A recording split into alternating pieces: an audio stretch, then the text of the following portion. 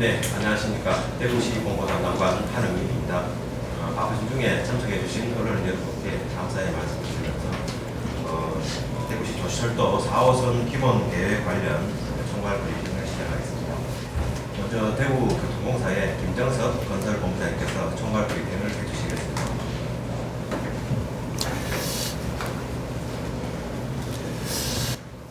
예, 안녕하십니까. 대구교통공사 건설본부장 김정섭입니다. 지금부터 대구도시철도 4호선 기본계획 최종안에 대한 브리핑을 시작하겠습니다. 우선 도시철도 4호선의 추진 과정을 간략히 말씀드리겠습니다. 4호선은 2018년 8월 예비 타당성 조사를 신청하였고 2020년 12월에 기재부로부터 예비 타당성 조사를 통과하였습니다. 2021년 5월 기본계획 수립 용역을 착수하였고 금년 2, 3월에 공청회와 주민설명회를 개최한 바 있습니다. 그간 공청회와 주민설명회에서 제기된 전문가와 시민들 의견 그리고 언론에서 나온 다양한 요구사항들에 대해서 저희가 심도 있게 검토한 결과를 토대로 마련한 기본계획 최종안을 설명드리도록 하겠습니다. 먼저 도시철도 4호선의 그동안 추진 과정에서 결정되지 않았던 차량기지 관련 사항부터 먼저 말씀드리겠습니다. 도시철도 4호선의 최초 계획 시에 계획하였던 차량기지는 복무동 아이셔스나 그 이후에 여러 가지 민원들을 감안해서 불로동 농경지로 변경 계획하였습니다. 하지만 지금 불로동 농경지 같은 경우에 저번 주민 설명회 과정에서 장내 K2 후적지 개발과 연계하는 부분 그리고 차량 기지가 지금 확장이 좀 어려운 부분 이런 여러 가지 사항들이 좀 있어서 지금 주민들이 인근 대체 부지를 요구하였습니다. 이러한 과정에서 다양한 추가 대안 부지를 검토하였습니다.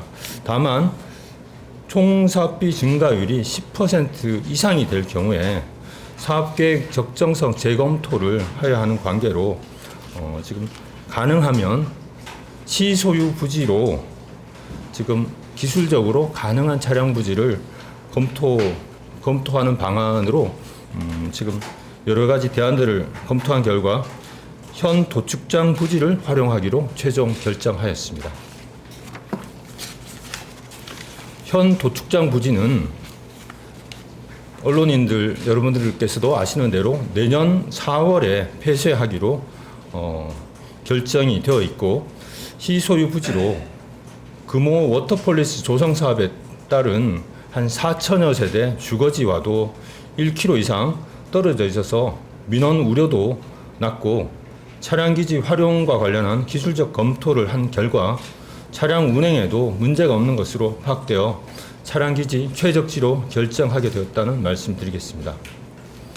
특히 4호선 차량기지는 경정비만 하는 소규모 기지여서 중정비까지 하는 기존 3호선인 7곡 차량기지의 면적과 비교하면 3분의 1밖에 되지 않아 소음, 분진 등의 환경 피해도 크지 않아서 주민 친화적인 시설로 조성이 가능할 것으로 판단됩니다. 또한 시소유 부지를 활용하면 차량기지 신설에 따른 용지 보상비가 절감이 되어서 경대교역 등 그 추가 역사를 신설한다고 하더라도 예비 타당성 통과 대비로 사업비 증가율이 9.52%로 10%를 넘지 않아서 신속한 사업 추진이 가능할 것으로 판단됩니다. 다음은 노선 계획과 역사 부분에 대해 말씀드리겠습니다.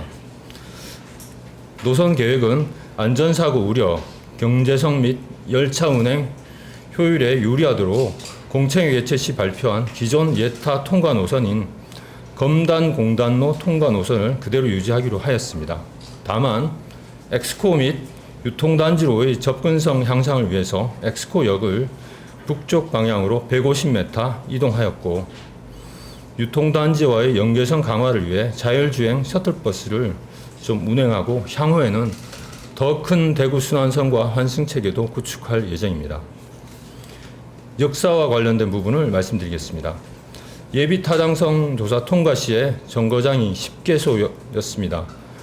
지금 이번 최종안에는 2개소를 추가하여 공고 내거리역과 경대교역을 추가하였고, 경대 북문역도 경북대 북문에 좀 더 가까운 방향으로 역간거리를 조정하는 것으로 최종 반영하였습니다. 마지막으로 차량 형식에 대해 말씀드리겠습니다. 현재 국내 경전철과 관련해서 다수 적용된 국산 AGT 차량 시스템 방식 중에서 저희가 효용성, 경제성 이런 부분들을 종합적으로 고려하여 국내 기술로 개발되고 상용화된 철제 차륜 AGT 방식을 채택하는 것으로 최종안에 반영이 되었습니다.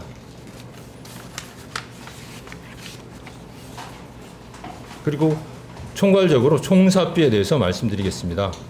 도시철도 4호선은 기재부 총사비 관리 대상 사업으로 예비 타당성 조사를 간신히 통과하였습니다. 언론인들께서 아시는 대로 종합평가 항목인 AHP의 경우 0.5가 최소 기준인데 G4호선 같은 경우에 0.503이었습니다. 총사비 변경사항은 예비 타당성 통과 시에 6,711억 원이었는데 저희가 이번 최종안에서 7,789억 원으로 예타 대비 9.52% 늘어나서 10% 이내로 유지하였다는 말씀을 드리겠습니다. 참고로 예비 타당성 조사를 10% 이상 예비 타당성 조사보다 10% 이상 사업비가 늘어날 경우에는 사업계획 적정성 재검토를 받아야 되고 최소 1년 이상 정도의 사업 지연이 예상됩니다. 그리고 사업비가 15% 이상일 경우에는 예비 타당성 조사를 재조사를 받아야 되고 사업 추진 자체가 불투명할 수 있게 됩니다. 따라서 지인은 기본계획 최종안에서 신속하고 원활한 사업 추진을 위해서 총사업비 증가율을 10% 이내 수준에서 검토하게 되었다는 말씀을 드리겠습니다. 이상과 같이 공청회와 주민 설명회 등을 통해서 다양한 주민들의 의견을 수렴하고 반영 가능한 부분들은 적극적으로 수용하면서도 좀 전에 말씀드린 대로 총사업비 증가율을 10% 이내로 하여 신속한 사업이 될 수 있도록 최종안을 도출하였습니다. 특히 전체 12.6km 노선 중에 가장 긴 구간인 북구 구간에 대해서는 주민들의 다양한 목소리들을 수렴하면서 경대교역을 추가 신설하였고 경대 북문역과 엑스코역의 위치를 조정한 바 있습니다. 그리고 대단위 주택개발 사업이 예정이 되어 있는 침산동, 대연동, 상격동 일원에 도시철도 이용 접근성을 높이고 소외지역도 좀 해소하면서 교통 편의성을 증진시키는데 최선을 다했다는 말씀을 드리겠습니다. 이번에 마련된 기본계획안은 7월 중에 시의회 의견 청취 과정을 거치고 그 이후에 국토교통부의 기본계획 승인 고시를 11월까지 받는 것을 목표로 하고 있습니다. 이후에 설계 시공 과정을 거쳐서 2030년까지 4호선을 개통할 예정입니다. 도시철도 4호선이 개통이 되면 기존의 도시철도 1, 2, 3호선과 연계되면 물론 도시철도 사각지대에 있던 동북부 지역의 대중교통 이용 편의성을 높여줄 것으로 전망됩니다. 아울러 환승역 수가 기존 3개에서 6개로 확대되어서 이동 시간이 단축되는 등 대중교통 이용 활성화에 크게 기여할 것으로 기대됩니다. 지금 현재 기본계획과 관련하여 국토부, 기재부 등과 협의 중이며 오는 11월까지 기본계획 승인을 받는데 최선을 다하겠습니다. 그리고 이후에 설계 시공 등의 절차를 신속하게 이행하여 계획대로 2030년에 지금 도시철도 4호선이 개통이 되어 실질적인 대중교통 환승 체계가 구축되도록 하겠습니다. 마지막으로 도시철도 4호선이 개통이 되면 우리 생활에 어떠한 변화가 오게 되는지 도면을 통해서 간략하게 설명드리도록 하겠습니다.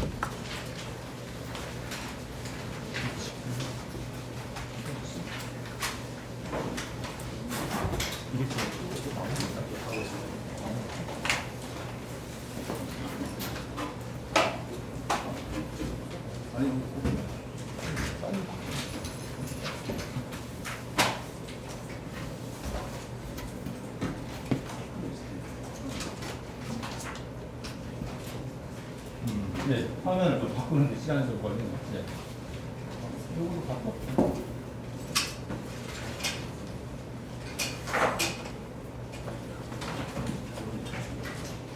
네, 지금 요 화면부터 일단 먼저 말씀드리겠습니다. 여러분들 아시는 대로 지금 현재 1, 2, 3호선 쪽에 환승역이 세 군데가 있습니다. 지금 1호선과 2호선이 만나는 반월당역, 그리고 지금 아시는 대로 지금 1호선과 3호선이 만나는 명덕역, 그리고 지금 2호선과 3호선이 만나는 청라 언덕역, 이렇게 이제 세 군데가 있는데요. 주로 중앙로 인근 쪽에 지금 위치를 하고 있습니다. 중앙로 인근 쪽에 위치를 하고 있습니다. 지금 저희가 이제 도시철도 4호선이 여기 이제 수성구민운동장역에서 이시아폴리스까지 연결되는 역이 되겠습니다. 이 역이 개통이 되면 이 부분 자체에 관한 부분도 있지만 지금 새로운 환승역이 세 군데가 생기게 됩니다. 지금 3호선과 지금 4호선이 만나는 수성구민운동장역, 그리고 2호선과 4호선이 만나는 범어역, 그리고 1호선과 4호선이 만나는 동대구역, 이렇게 해서 지금 환승역이 기존의 중앙로 인근 쪽에 세 군데에서 동대구로를 관통하는 곳에 세 군데가 더 추가가 되게 됩니다. 단순하게 환승역이 늘어나는 부분이 아니고 환승을 할 수 있는 지점이 훨씬 대구의 아래쪽에, 특히 또 새로운 중심축으로 구상하고 있는 동대구 쪽에서 환승할 수 있는 지점들이 세 군데가 늘어나게 된다, 그런 말씀드리겠습니다. 그래서 실질적으로 어떤 우리가 이동과 관련해서 하나 예시를 저희가 한번 마련해 봤는데요. 영남대학교의 학생이 주중에 엑스포에서 열리는 전시회를 만약 간다고 할 때, 이게 이제 4호선 개통 후라고 하면 일단 개통 전에를 잠깐 말씀드리겠습니다. 개통 전에 대중교통을 갈 수 있는 방법이 크게 두 가지가 있습니다. 영남대역에서 지금 반월당 저기 이제 범어역을 좀 지나서 반월당까지 와서 반월당에서 다시 갈아타서 지금 동대구역까지 이제 1호선을 타고 와서 동대구역에서 다시 이제 여기 버스를 타고 413번 버스가 있더라고요.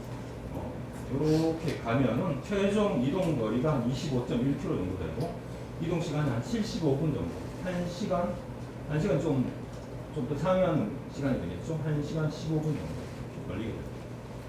지금 또 다른 방법이 또 하나 있는데요. 지금 영남대역에서 일반적인 걸로 좀 하면 경대병원까지 가서 경대병원에서 지금 306번 버스로 가는 방법도 있습니다. 이 두 가지 방법 다 이제 이동 거리는 조금 차이가 있지만 이동 시간은 한 75분 정도, 그래서 1시간 15분 정도 걸리게 됩니다. 4호선이 개통이 되면 경대병원이나 반월당까지 가지 않고도 범어역에서 바로 환승을 해서 4호선에서 바로 엑스포까지 가게 될 수 있습니다. 이렇게 될 경우에 실질적인 이동 거리는 조금 줄어들지만 21km로 조금 줄어들지만 이동 시간은 45분으로 이 두 가지 방법에 비해서 한 30분 정도가 단축이 됩니다. 그래서 지금 하나의 예시로 든 거지만 여러분들이 이제 이 경우에 여러 가지 상황들을 만약 외국에서 온 사람이 지금 예를 들어 지금 TBC 방송국을 가신다, KBS를 가신다, 이렇게 될 때도 지하철로도 충분히 쉽게 이동할 수 있다는 것을 이해하실 거라고 봅니다. MBC 쪽도 가까이 가실 수 있겠죠. 바로는 못 가더라도 어디에서 이제 환승해서 뭐 버스로 가실 수 있겠지만 현재보다는 훨씬 가까이 가실 수가 있겠고요. 캐릭터 쪽에 지금 일간지도 마찬가지가 되겠습니다. 그래서 경북 메인도 빨리 가실 수 있을 것 같습니다.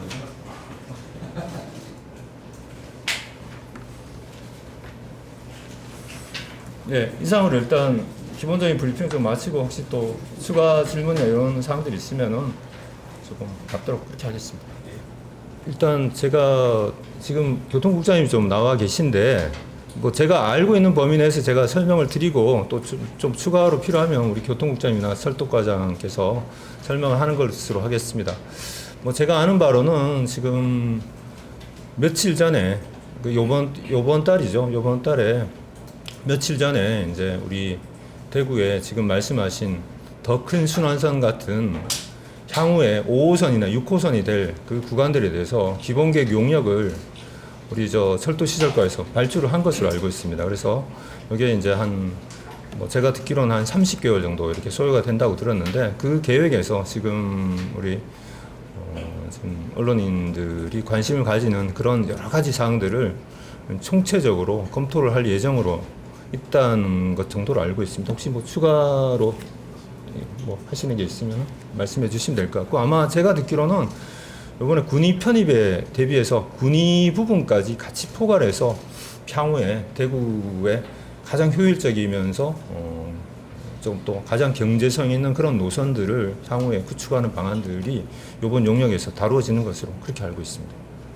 지금 아직 이제 그 부분까지는 깊이 있게는 보진 않았는데요. 제가 이제 뭐 내부적으로 아직 검토 중에 있습니다. 다만 간략히 말씀드리면 일단 이제 저희가 신속하게 이 사업을 좀 추진하기 위해서는 기본계획 승인을 일단 국토부에 빨리 받는 것이 중요할 것 같고요. 그 기본계획 승인 이후에 신속한 사업 추진을 위해서는 뭐 소위 말해서 이제 턴키라든지 이런 식으로 해서 설계와 시공을 동시에 한다든지 이런 방안들도 저희가 내부적으로는 검토 중에 있다는 말씀 드리겠습니다.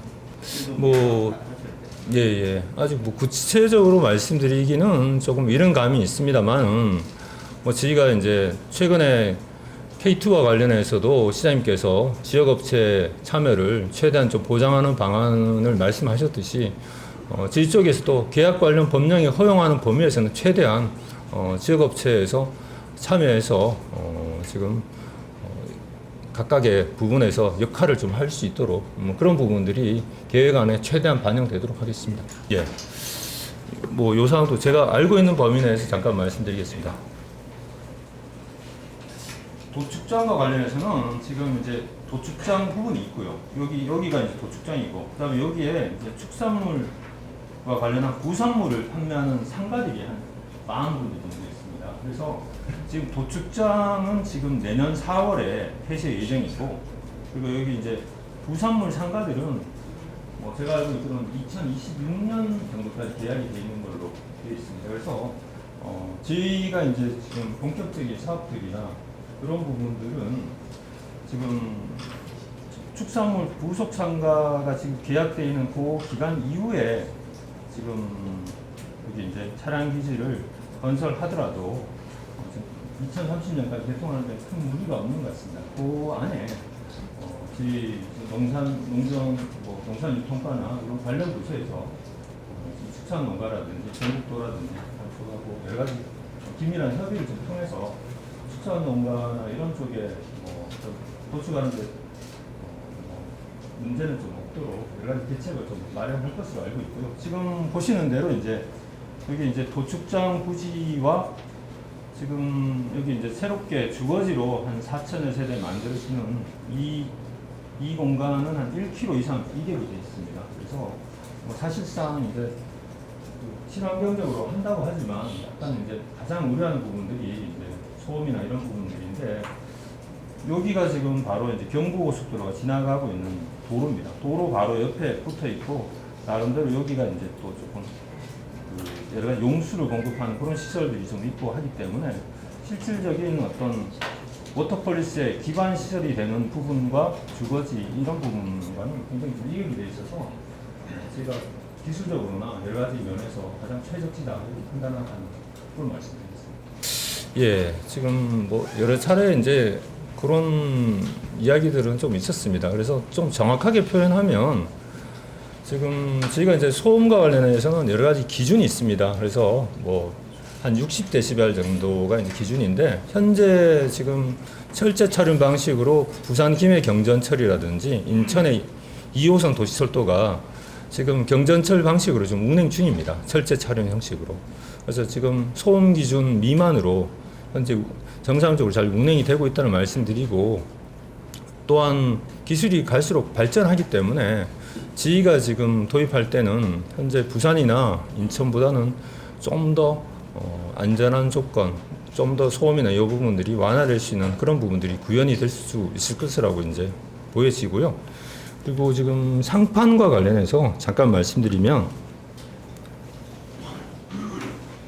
지금 현재 이제 단면도를 보시면 지금 우리 경전철 방식으로 저희가 도입하는 부분이 상판이 이제 7.9에서 8.4 정도로 나오는데, 이 부분은 저희가 하겠다는 게 아니고 현재 부산이나 인천 정도에서 쓰고 있는 방안입니다. 그리고 우리 모노레일 방식이 한 6m 정도 되는데, 저희가 현재 목표하고 있기로는 이 부분들을 좀 최대한 줄여서 한 7m 정도, 내외 정도로 조금 더 슬림하게 만드는 방안들을 조금 검토를 하고 있다는 말씀을 드리겠고, 그리고 AGT 방식과 모노레일 방식의 가장 큰 차이는 그 모노레일 방식이 여러 가지 장점이 있지만 이게 지금 이렇게 돼 있다 보니까 사고가 났을 경우에는 대피로가 없습니다. 대피로가 없는데, 여기에는 대피로가 이 가운데 부분에 대피로를 하든지 아니면 양 측면에 대피로를 하든지 어떤 방식으로 하든 대피로가 만들어질 수가 있어서 안전성 측면에서는 AGT 방식이 훨씬 좀 안전 면에서는 좀 우월하다, 그런 말씀드리고요.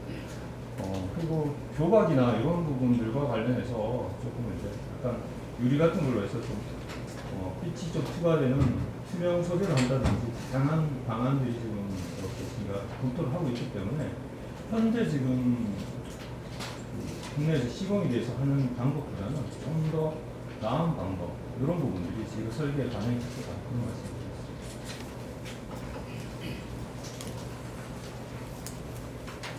예, 더 이상 질문이 계시면 이상으로 오늘 기자 설명회는 모두 마치도록 하겠습니다. 수고하셨습니다.